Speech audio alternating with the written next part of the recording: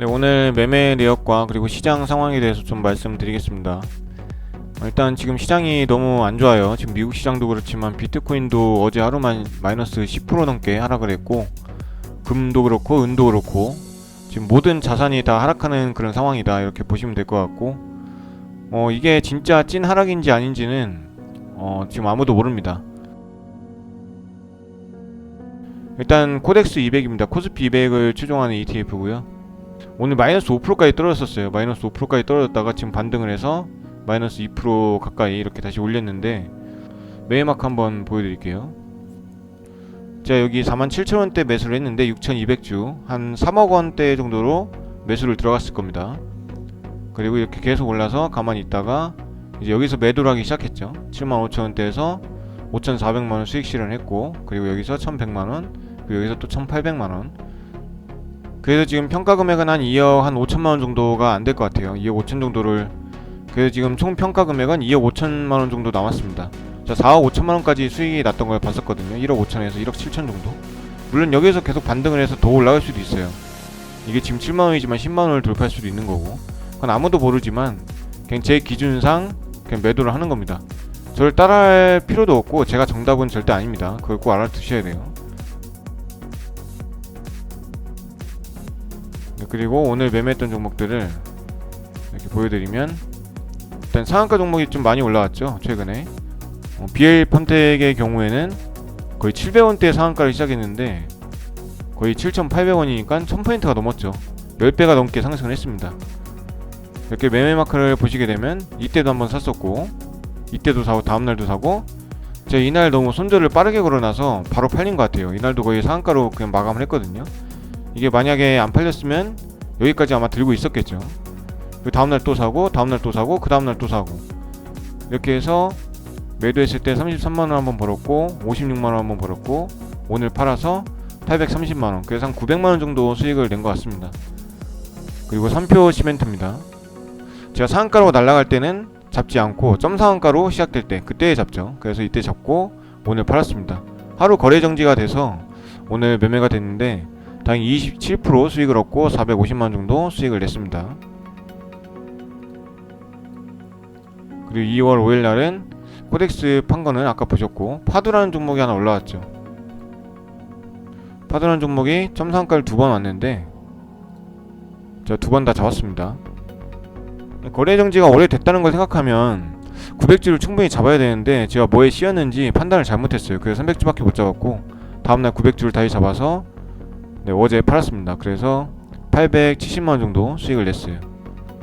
아마 점상한가는 이 정도로 거의 매매를 끝난 것 같아요. 그 코덱스 200 정도만 계속 팔았고, 이렇게 해서 점상한가 매매는 이 3개 종목을 했고, 코덱스 200은 꾸준하게 팔고 있었고, 지금 이런 상황입니다.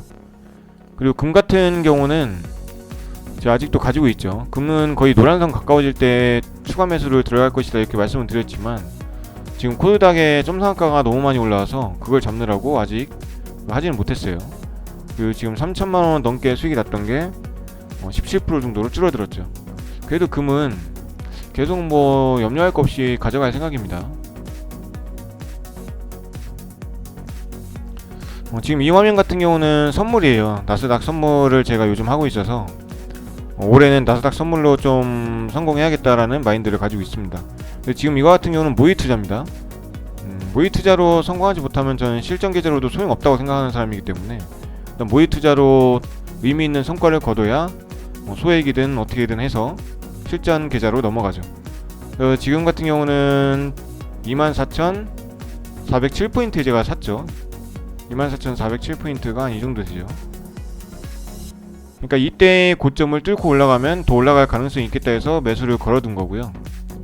그리고 매수가 돼서 지금 수익이 나고 있습니다. 첫 번째 매수 타이밍은 여기 추세선 보이시죠? 추세선을 봤을 때 보통 여기 노란선을 이렇게 따라가는 경우도 있는데 그게 아닐 경우 이렇게 추세선을 그립니다. 그래서 이 추세선을 딱 그려보고, 여기를 돌파해야 의미 있는 저항선을 돌파하는 거다. 그래서 이때 처음에 매수를 들어가서 상승할 때 좀 팔고 나왔어요. 그래서 지금 200만원 정도 수익 실현을 이미 한 거고, 지금 평가는 1,500만원 정도 수익이 나오고 있죠. 이건 아까 말씀드린 대로 24,407포인트를 돌파하면 그때부터는 좀 가지고 갈 만하겠다, 이렇게 판단을 한 건데, 종합적으로 다 봅니다. 지금 여기는 일봉이죠. 일봉이지만 분봉 60분 1시간이죠. 그리고 120분 2시간짜리 이렇게 분봉 2개를 많이 보고 있고, 일봉까지 이렇게 3개를 보고 있고 이 화면에서. 그리고 여기서는 5분봉을 봅니다. 5분봉에서 이제 양봉이 크게 나올 경우에 주기적으로 상승한다는 그런 걸 좀 찾았어요. 그래서 그런 매매법으로 5분봉을 꼭 보고 있는 편이고, 여기는 3분봉입니다. 5분봉을 일단 판단한 이후에 3분봉을 통해서 추세를 좀 경곡점을 좀 본다던가 그렇게 하는 거고, 여기서는 틱으로 60 그리고 초봉으로 30초나 60초를 이렇게 같이 보는 화면입니다. 모니터를 하나를 쓰기 때문에 정보력이 좀 약해요. 보통 모니터 2-3개씩 쓰시는 분들은 창을 여러 개 띄워놓고 한눈에 확인할 수 있는데, 전 성격상 그냥 효율성을 중시하는 사람이다 보니까 노트북 하나로 큰 수익을 내야 된다 이런 마인드를 좀 가지고 있습니다. 그래서 이렇게 화면 세팅을 하고 있고, 그래도 벌 건 다 벌고 있어서 다행이라고 생각합니다. 미국 주식 일반 계좌를 봐야 되는데, 속설 같은 경우도 제가 이때쯤에서 계속 팔았어요. 한 60달러에서 70달러쯤 사이로 계속 팔고 거의 물량을 80% 가까이를 처분했습니다. 이걸 이제 주봉이나 월봉을 한번 보시게 되면 귀신같이 이 70달러대를 뚫지를 못해요. 계속 그러죠. 윗꼬리를 달고 부딪히고 내려옵니다. 이 70달러대를. 그러니까 이런 걸 봤을 때 이게 다시 하락해서 또 이 바닥까지 내려오지 않겠느냐 이런 생각 하시는 분들도 많아요. 6달러대까지. 그러니까 계속 패턴이 이렇습니다. 사이클이. 그래서 그런 거를 믿고 매매를 하시는 분들은 뭐 6달러대까지 기다릴 수도 있겠죠. 저 같은 경우는 10달러 미만을 기다리고 있습니다. 이걸 전량 다 팔았을 경우에 다시 뭐 사고 팔고 반복을 하지 않고 그냥 10달러 미만까지 기다릴 겁니다. 속설은 그렇게 매매를 할 생각이고요. QQQM을 보게 되면 지금 뭐 노란선은 뭐 거의 의미가 없다시피 됐죠. 지금 계속 이렇게 반등을 하다가 계속 주기적으로 노란선을 깨고 있기 때문에 이건 의미가 없고, 이 회색선을 보시게 되면 깨게 되면 더 떨어집니다. 부딪히고 또 떨어지고, 그 돌파를 하게 될 때도 부딪히고 떨어졌다가 다시 돌파를 하게 되는 그런 의미 있는 200일선이에요. 200일선인데 이거 같은 경우를 전 좀 보는 편인데, 지금 이 타이밍 있죠. 이전 저점과 지금 만나는 이 238포인트 정도, QQQM 기준입니다. QQQM 기준으로 238포인트대가 오게 되면 그때는 좀 큰 그런 상승이 한번 나오지 않을까, 반등이. 아니면 잠깐 반등하다가 이 밑으로 떨어지게 되면 모두가 생각하는 그런 폭락장이 나올 수도 있다 이렇게 생각을 합니다. 그래서 그런 부분을 좀 보고 이렇게 판단을 하려고 하고 있고, 국제 금시세도 거의 신고가를 급하게 찍다시피 하고 이격도가 많이 벌어진 상태에서 또 떨어졌죠. 지금 조정을 받고 있다 생각되는데, 이것도 보시면 50일 노란색 선을 잘 타고 가죠. 그래서 그걸 좀 의미 삼아 전 보는 편이고, 실버 같은 경우는 깨졌습니다. 그래도 이걸 좀 많이 지켜줬지만 솔직히 과거로 돌아가 보면 의미가 없어요. 이 노란색 선도 의미가 없고 이 회색 선도 의미가 없다. 그러니까 실버 같은 경우는 그냥 이동평균선 자체를 의미를 두면 안 되고 거의 뭐 투기성이라고 봐야 됩니다. 그래서 은 같은 경우는 정말 투기성으로 봐야 되지 이걸 상품 가치로 보면 안 되겠다 이런 생각도 좀 듭니다. 지금 S&P 500 같은 경우는 보면 전고점 비교해서 3%밖에 하락을 하지 않았어요. 근데 지금 시장은 다 죽으려고 하죠.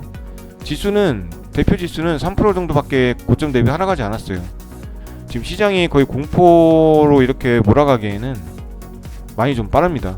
지금 원자재, 뭐 금이나 실버 그리고 비트코인 같은 경우는 너무 하락폭이 커서 그거에 대해서 공포를 느낄 수는 있겠다 생각하지만, 지금 일베 지수나 오히려 슈드 같은 경우는 더 상승을 하고 있어요.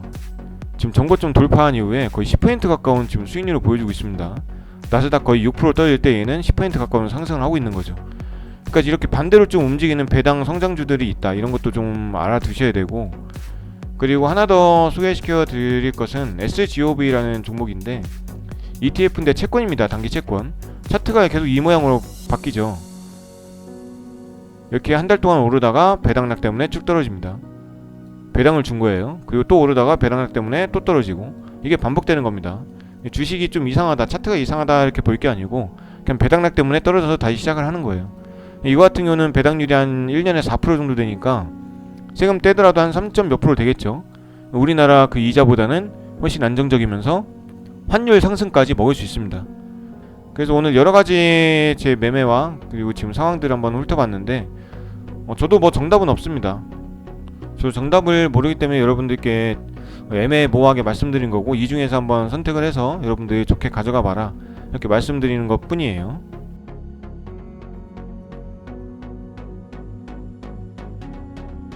그리고 제가 최근에 블로그에 글을 많이 올렸어요. 원래 영상을 같이 올려야 되는데 영상을 같이 못 올리고 블로그에 글들을 많이 올렸습니다. 지금 24시간 거래소 바뀌는 것도 그렇고, 미국 주식과 한국 주식 이런 비교 글들, 네, 이런 것도 많이 올렸고, 이렇게 보시면 뭐 ETF별 비교도 많이 했죠. 코스피 200, 그리고 고배당주, QQQ, VOO. 하지만 이게 전부는 아니죠. 10년 기준이 아니고 20년 기준으로 보면 나스닥 평균 수익률과 코스피 수익률은 지금이야 많이 올랐지만 그래도 20년을 비교하면 나스닥을 따라갈 수가 없다. S&P 500도 따라갈 수가 없다. 이렇게 보시는 거고, 그리고 뭐 과정 없는 성공은 없다. 이런 마무리 글들. 그리고 폭락할 때마다 어느 정도 폭락을 했고 다시 복구하는 데는 얼마나 걸렸느냐, 이런 것들 굉장히 중요합니다. 그리고 하락이 언제 시작됐느냐, 7월, 11월, 8월, 2월, 11월, 7월, 4월, 뭐가 좀 보이시죠? 날짜가 대충 보일 겁니다. 그래서 계절성 타임이라는 게 존재를 하는 거고, 뭐 물론 그게 전부는 아니겠지만 그런 게 어느 정도 있을 수도 있다, 이런 판단을 해볼 수 있는 거죠. 그리고 이거 외에도 글들이 굉장히 많습니다. 여기 보시면 책에 대한, 도서에 대한 글들도 제가 여러가지 많이 올려놨고, 그리고 마인드 컨트롤 할 수 있는 도서들도 리뷰를 좀 해봤고, 그리고 뭐 거리에 피바람 불 때가 기회다, 이런 글들도 계속 썼죠. 영상은 안 올렸지만 블로그에 글은 한 5개 6개 정도 꾸준히 올린 것 같습니다, 하루마다. 그래서 이런 글들도 한번 참고를 해주시면 여러분들 매매하시는데 그래도 마인드를 좀 잡을 수 있지 않을까, 이렇게 생각을 합니다. 10년 뒤에는 보통 0.01%만 성공한다고 해요. 챗GPT한테 물어보니까 95%의 사람들은 거의 2년 안에 시장에서 퇴출당한다고 합니다. 그러니까 여러분들도 그런 위험성을 잘 아시고 꾸준히 내가 수익 낼 수 있는 그런 전략을 짜셔야 된다는 거죠. 영상은 여기서 마치도록 하겠습니다. 시장 어수선한데 폭락장이 올지 안 올지 모르죠. 더 큰 상승장이 올 수도 있기 때문에 대응 잘 하셔서 큰 수익 내시길 바랍니다.